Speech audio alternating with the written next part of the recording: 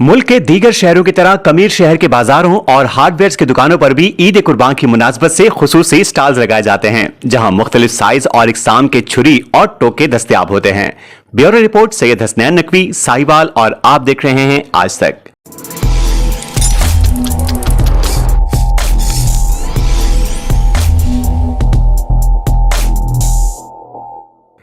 ईद कुर्बान पर कुर्बानी के औजारों की फरोख्त का रुझान बढ़ जाता है। ईद कुर्बान के मौके पर जानवरों की कुर्बानी की सुन्नत के तहत छुरियां, टोके और दीगर औजारों की फरोख्त में नुमायां इजाफा हो जाता है। दीगर शहरों की तरह कमीर शहर के बाजारों और हार्डवेयर की दुकानों पर इन दिनों खुसूसी स्टॉल्स लगाए जाते हैं, जहां मुख्तलिफ साइज और इकसाम के औजार दस्तयाब होते हैं। इसके साथ ही छुरियों को तेज करने वाले यहाँ के कदीमी और जद्दी पुश्ती कारीगर भी इन दिनों बहुत मसरूफ नजर आते हैं। उनके पास यकम जुल्हज से ही औजारों की खरीदारी और तेज करवाने के लिए रश बढ़ने लगता है, मगर इस साल इस कारोबार में वो तेजी नजर नहीं आती। माहिरीन के मुताबिक ईद के करीब औजारों की फरोख्त में 50 से 70% इजाफा हो जाता है। जानवरों की फलाह की तंजीमें आवाम से ज़िबा के दौरान माहिर कसाई और तेज धार वाले औजारों के साथ कुर्बानी करने की अपील करती हैं। ईद कुर्बान न सिर्फ मजहबी जज्बे का मजहर है, बल्कि ये कारोबारी मौके भी पैदा करता है। खरीदारों का कहना है कि जिस तरह दीगर अशियाए जरूरिया की कीमतें बढ़ी हैं, इसी तरह पिछले साल की निस्बत औजारों की कीमतों में भी इजाफा देखने में आया है। दुकानदारों का कहना है कि कुर्बानी के जानवर महंगे होने की वजह से इस बार कुर्बानी करने वाले लोगों की तादाद में काफी कमी देखने में आ रही है।